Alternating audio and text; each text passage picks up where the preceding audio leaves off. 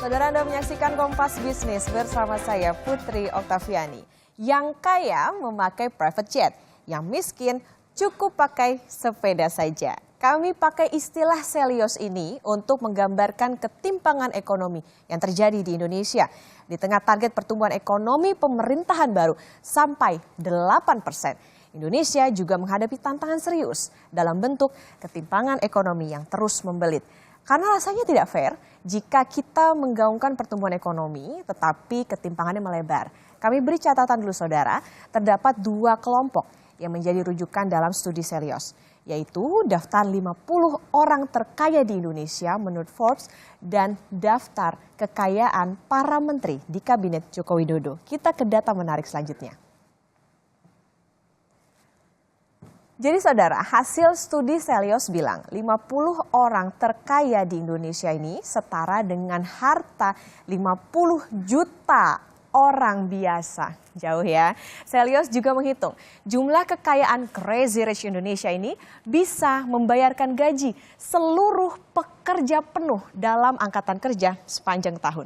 Bahkan alokasi pajak dari kelompok ini kalau dihitung ini bisa membangun lebih dari 300.000 rumah, 15 juta peserta makan bergizi gratis, 3,8 juta sapi premium. Ada banyak lagi perbandingan pemanfaatan hanya dari pos alokasi pajak. Nah, orang bilang pandemi bikin ekonomi terpuruk. Nyatanya data orang 50 terkaya ini tidak demikian. Kita lihat ke data selanjutnya. Pada tahun 2019, ini saat pandemi belum berdampak besar ke masyarakat dan juga ekonomi, jumlah kekayaan 50 konglomerat Indonesia sebesar 2.470,57 triliun rupiah. Nah, tapi lihat, 5 tahun kemudian angkanya naik signifikan. Ini yang tahun 2024, lebih dari 100% menjadi 5.243,07 triliun rupiah. Di saat kekayaan Taipan ini meningkat, kondisi sebaliknya terjadi di masyarakat biasa. Nah, perbankan merekam data fenomena makan tabungan. Kami pakai data Bank Indonesia, saudara. Rasio tabungan terhadap pendapatan per Oktober 2023 ini turun. Jauh dibandingkan posisi sebelum pandemi COVID-19 atau di Oktober 2019. Rasio simpanan terhadap pendapatan masyarakat Indonesia sebesar 15,7%. Pengeluaran dan pembayaran cicilan masing-masing 76,3% dan 8,8%. Padahal pada survei 2019, rasio simpanan terhadap pengeluaran masyarakat di tanah air masih jauh, saudara. Lebih besar, yaitu 19,8%. Dengan angka pengeluaran dan pembayaran cicilan, ini masing-masing 68% dan 12,2%. Jadi siapa saja sih orang atau pengusaha yang terkaya di Indonesia? Nah, ini dia datanya. Ada Budi dan Michael Hartono. Ini kekayaannya 777,6 triliun rupiah. Kemudian ada Prayogo Pangestu 707,94 triliun. Berikutnya ada Lau Tuk Wong 440,64 triliun rupiah. Bisa dibagiin berapa banyak duitnya? Nah, sedangkan menteri dengan kekayaan lebih dari 1 triliun adalah ini dia, ada 4 ya. Yang pertama ada Sandiaga Uno, ini kekayaannya 7,97 triliun rupiah.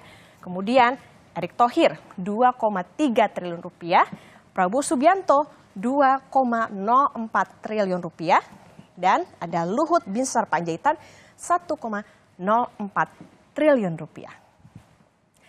Apa sih yang dimaksud dengan timpang? Nah, kalau kita lihat secara kasat mata data, butuh waktu 630 tahun bagi orang kaya untuk menghabiskan hartanya. Berapa turunan itu ya? Sedangkan bagi orang biasa butuh waktu 1 abad atau bahkan mungkin lebih untuk bekerja. Lalu untuk menjadi seorang kuadriliuner butuh waktu hanya 6 tahun saja. Berbeda dengan proses pengentasan kemiskinan yang perlu waktu sampai 133 tahun. Nah, saudara, sesaat lagi Kompas Bisnis akan kembali dengan ulasan ketimpangan sang kaya dan si miskin bersama Direktur Kebijakan Publik Center of Economic and Law Studies, Media Wahyudi Askar. Kompas Bisnis hadir kembali untuk menemani Anda, saudara. Private jet untuk sang kaya, sepeda untuk si miskin. Data penelitian Selios mengungkapkan harta 50 orang terkaya di Indonesia setara dengan 50 juta orang biasa. Pertumbuhan ekonomi yang tercapai membawa Indonesia sebagai mutiara yang bersinar saat global gelap. Benarkah pertumbuhan ekonomi juga signifikan menyentuh kelas biasa dan dinikmati piramida terbawah? Kompas Bisnis sudah bersama Media Wahyudi Askar, Direktur Kebijakan Publik Selios. Selamat pagi, Mas Media. Selamat pagi.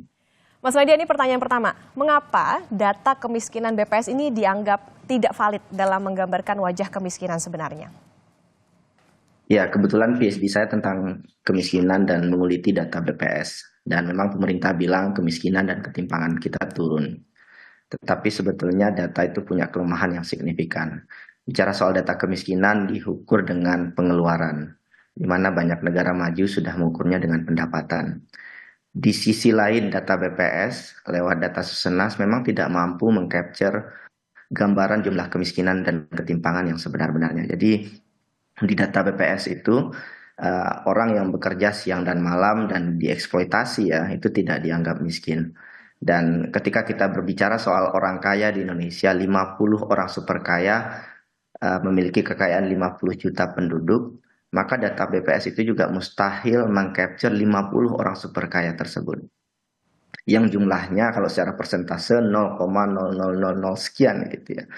Artinya pemerintah hari ini tidak bisa serta-merta menyampaikan kepada publik data kemiskinan dan ketimpangan itu turun, padahal sebetulnya BPR mengukur hal yang salah gitu ya. BPS mengukur ketimpangan dan kemiskinan itu dari data yang sebetulnya tidak menggambarkan kondisi yang sebenarnya. BPS tidak mengukur kehormatan orang-orang di desil terbawah, dan BPS justru malah mengukur jumlah para pekerja yang dieksploitasi. Oke, artinya kalau misalnya memang data dari BPS ini ada kelemahan, kemudian dikatakan sebetulnya yang terjadi ada ketimpangan begitu di negara ini. Apa sebetulnya penyebab utama dari ketimpangan itu?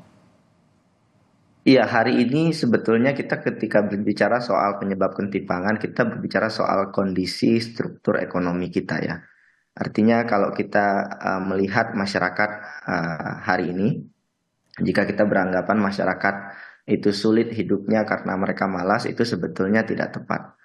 Kenapa? Karena memang ketika indikator kekayaan diukur dari berapa lama kita bekerja, kita sebetulnya akan menemukan orang kaya itu justru dari petani dan nelayan yang bekerja siang dan malam, dan juga para buruh begitu ya. Artinya ada kemiskinan struktural yang parah di negeri ini hari ini. Jadi hari ini orang kaya dilayani dengan karpet merah, ada tax amnesty, mereka juga bisa mendapatkan akses dengan mudah terhadap pinjaman perbankan, tetapi orang yang tidak berpunya memiliki kesulitan yang signifikan untuk mendapatkan sumber daya modal itu. Penyebab lainnya juga kita melihat hari ini oligarki orang super kaya ini berada di lingkaran kekuasaan. Mereka terafiliasi dengan banyak industri ekstraktif yang memiliki pengaruh besar terhadap kebijakan pemerintah. Jadi bayangkan kita ingin memajaki sektor industri ekstraktif di mana orang kayanya berasal atau bekerja menjadi bagian inti utama dari pemerintahan. Jadi memang ini tidak mudah untuk menarik pendapatan dari orang kaya ini, karena memang ada kondisi keterikatan yang sangat kuat dengan kekuasaan. Faktor lainnya juga kita melihat ketimpangan hari ini tinggi karena memang orang kaya punya kapasitas yang kuat untuk menghindari pajak, baik itu secara legal maupun ilegal. Sehingga banyak yang tidak membayar pajak, sedangkan di sisi lain rakyat biasa yang dengan pendapatan terbatas itu dituntut untuk setia membayar pajak setiap bulan. Dan mereka nggak punya pilihan lain untuk terus patuh membayar pajak. Artinya sangat disayangkan dari data yang mungkin Mas Media juga dapatkan ini, yang kaya justru dapat akses lebih banyak dan juga bisa dikatakan dimanjakan dengan kebijakan dari pemerintah, tapi justru si miskin ini sulit gitu untuk bisa merangkak menjadi si kaya. Dalam kerangka pertemuan kita memberikan insentif pajak yang sangat signifikan untuk korporat-korporat besar ya. Memang pajak ini ditujukan untuk korporat, tetapi yang mendapatkan manfaat paling signifikan adalah pemilik utama perusahaan tersebut, orang super kaya tadi. Nah, Mas Media, kalau dalam kerangka pertumbuhan ekonomi itu kan angka produk domestik bruto nih kerap atau bahkan hampir ya Ya. selalu menjadi tujuan utama politisi, bahkan masuk dalam visi misi kampanye. Anda mengkritisi dengan bilang seakan-akan PDB ini merupakan satu-satunya barometer mutlak atas kemajuan atau pencapaian pemerintah. Iya Bukankah betul hal sekali karena termudah itu melihat PDB, Mas Media? Kalau bukan PDB, lalu apa barometer yang bisa dijadikan bukti kemajuan ekonomi?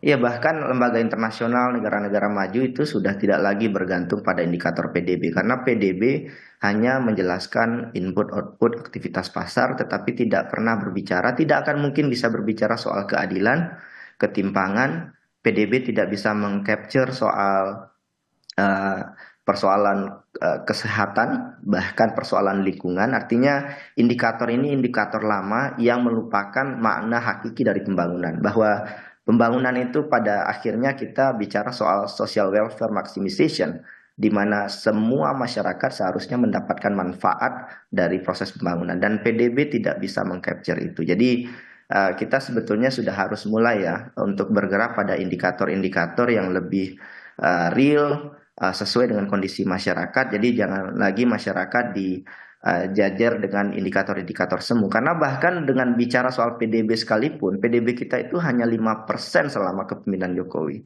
Di saat seharusnya kita tumbuh 6-7%. Dan ketika ekonomi growth kita juga nggak signifikan, indikator pembangunan lainnya juga rontok dan juga tidak menunjukkan tanda-tanda pembangunan yang signifikan. Jadi memang kita perlu merefleksikan lagi ya arah pembangunan kita ke depan untuk tidak bicara soal ya sekarang Prabowo 8%. Ya kita bisa saja mencapai 8%, tetapi hutan dipangkas, semuanya dihajar, sumber daya alam dieksploitasi. Kita mungkin mencapai itu, tetapi yang rusak adalah lingkungan dan juga nanti ke depannya generasi di 2045 tidak akan kebagian kue pembangunan lagi. Ada beberapa hal yang tidak bisa dilihat hanya dari PDB itu tadi. Mas Media, penelitian Selios ini juga bilang kekuatan korporasi besar dan juga oligarki ekonomi memperparah ketimpangan. Bisa dielaborasi bagaimana maksudnya, kemudian juga dalam konteks UU Cipta Kerja, apa fungsi dari Omnibus Law ini? Iya, para triliuner itu memiliki pengaruh besar ya terhadap kebijakan publik. Mereka memberikan donasi politik dalam jumlah besar terhadap partai politik. Bahkan mereka punya asosiasi pengusaha yang kemudian terus berdiskusi dengan pemerintah. Jadi mereka punya akses untuk terus melakukan lobbying yang dalam pada prosesnya ketika pemerintah akhirnya terpacu untuk mengikuti arahan atau keinginan dari pengusaha ini, pada akhirnya yang diuntungkan adalah pengusaha-pengusaha kelas kakap. Dan ini juga tercermin dalam proses diskusi, termasuk juga ketok palu undang-undang Omnibus Law ya, di mana ada lobby yang luar biasa dari kalangan pengusaha, sehingga kita menyaksikan hari ini banyak eh, indikator-indikator termasuk juga kekhawatiran terkait Omnibus Law yang justru semakin meningkatkan ketimpangan ekonomi. Salah satunya soal outsourcing ya, yang saat ini peraturannya berubah signifikan sejak Omnibus Law, yang itu sebetulnya menguntungkan dengan sangat signifikan pengusaha super kaya ini, sementara mereka yang ada di kelas menengah dan bawah itu ya penghasilannya itu terseret ke bawah ya, karena regulasi outsourcing yang tidak memungkinkan mereka untuk mendapatkan perlindungan sosial yang baik dan meningkatkan pendapatan mereka secara akumulatif dan akselerasinya uh, terjamin dalam beberapa tahun. Jadi pendapatan yang di bawah stuck, sedangkan proporsi kue pembangunan makin signifikan karena insentif yang sangat besar kepada pengusaha, salah satunya tercermin dalam Omnibus Law kemarin. Kuncinya adalah bagaimana akses ke kebijakan itu tadi ya, yang ternyata bisa juga mengatur ataupun juga justru memperparah ketimpangan yang ada di masyarakat. Mas Media, secara data yang kaya tambah kaya signifikan, bahkan bisa dibilang nggak habis 7 turunan, sedangkan yang biasa saja yang makan tabungan. Rekomendasi solusi apa? Iya, kita hari ini selalu bicara soal pengeluaran, hutang, realokasi anggaran, tetapi kita lupa bahwa akar masalahnya adalah penerimaan negara yang sangat kecil.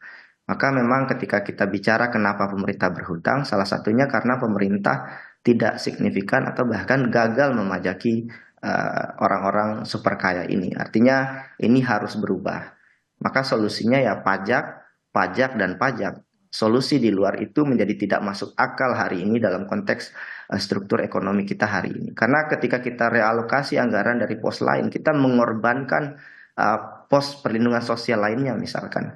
Artinya butuh reformasi yang signifikan. Kita butuh cara pandang yang baru untuk memungut pajak Indonesia hari ini. Jadi kalau Prabowo melakukan skema penerimaan negara, reformasi perpajakan tidak dilakukan atau sama saja dengan rezim perpajakan Pak Jokowi, kita nggak akan kemana-mana. Kita akan berada di titik yang sama selama 5 tahun ke depan. Jadi jika boleh berpesan kepada pemerintah, ini saatnya Pak Prabowo Gibran melakukan hal yang baru. Jadi mereformasi perpajakan Indonesia, mengejar lebih banyak pajak dari orang super kaya. Ini pajak ini bukan beban, bukan hukuman juga untuk orang super kaya, tetapi tanggung jawab mereka. Karena mereka mendapatkan kue pembangunan lebih besar, mereka seharusnya juga berkontribusi lebih besar kepada Indonesia. Ada emas tersembunyi di balik Kementerian Keuangan hari ini, dan emas itu adalah pajak untuk orang super kaya dan jumlahnya besar sekali. Jadi jangan pajak itu dibebankan begitu besar kepada kelas menengah dan bawah, sementara kelas menengah atas, maksud saya kelas atas, 50 orang super kaya ini mereka tidak mendapatkan, tidak diberikan tanggung jawab yang sama untuk membangun negara kita. Ada dibutuhkan cara yang baru dalam memungut pajak, ini juga apa ya, ditunggu-tunggu terobosan apa nanti dari pemerintahan yang baru soal bagaimana apa ya memungut pajak yang nantinya juga harapannya bisa dinikmati tidak hanya bagi si kaya tapi juga bagi mereka yang menengah maupun juga ke bawah. Terima kasih Mas Media Wahyudi Askar, Direktur Kebijakan Publik Selo sudah bersama di Kompas Bisnis. Sehat selalu. Terima kasih.